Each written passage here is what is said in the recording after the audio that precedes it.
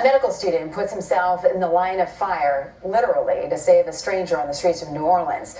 Surveillance video capturing this terrifying encounter. Peter Gold comes face to face with a gunman after stopping to help a woman being dragged down the street.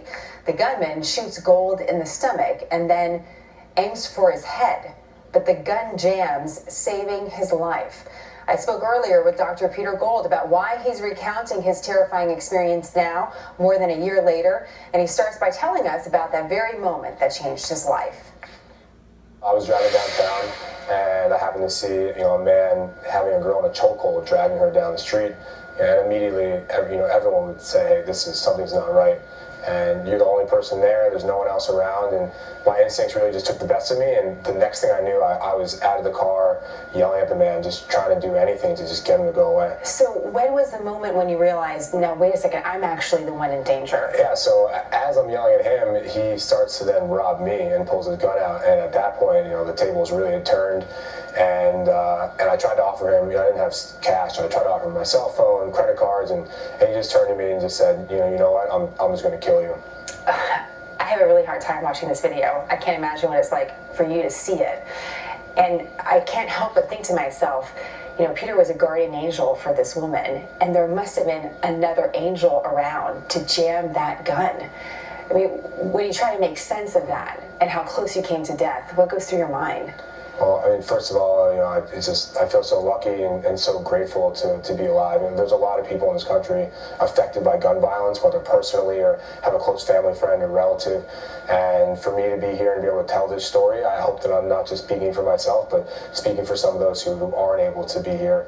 And I kind of acted in my instincts and put my faith in the universe, and luckily my story is able to continue. How do you think that's impacted your life purpose? Yeah, absolutely. For my friends and family, it really has helped me focus on more relationship building, and caring about just those small moments is just so much more important now, which has really been beautiful. And secondly, a purpose of thinking about that night and thinking about how somebody could get to a point where violence like that was such ease.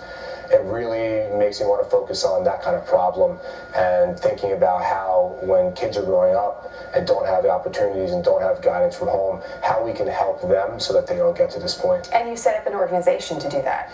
Right, so the foundation is called Strong City, and you can go to our website, which is mystrongcity.org.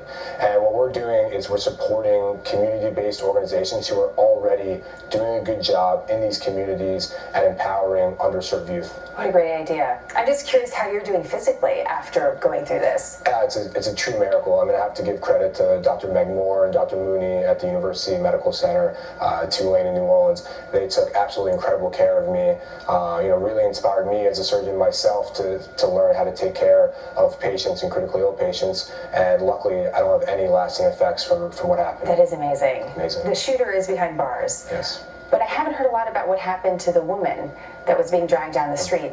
What do you know about her fate? So I know that she was released from the hospital that night. I received a nice handwritten letter from her and her family thanking me, and I think both of us are moving on with our stories and recovering in our own ways. And for me, part of my recovery is Strong City. It's really it's an amazing story. We cover so many terrible stories on the news, and I'm so grateful that you're in studio sharing a great one with us. Dr. Peter Gold. Now I want to make sure if anyone needs an orthopedic surgeon as well, they know where to find you, right? Great to have you. Thank you so much. I appreciate it. Please visit mystrongcity.org. It's an amazing story, isn't it? It really is, and he hadn't seen that video. He was in the hospital recuperating when we first ran it more than a year ago. Absolutely, and we definitely ran the story because it was so amazing. It was an amazing act, right. But then it was captured on video, and it was great. The public outcry of saying just happy that he survived is where then we get to pick it up now. So this week is the week that he decided to talk about it. It's sort of symbolic. Here we are, Passover, Easter. It makes you really think about what's important in life. He is a true American hero. Good for him. Well, it's one of the most expensive weapons systems in history.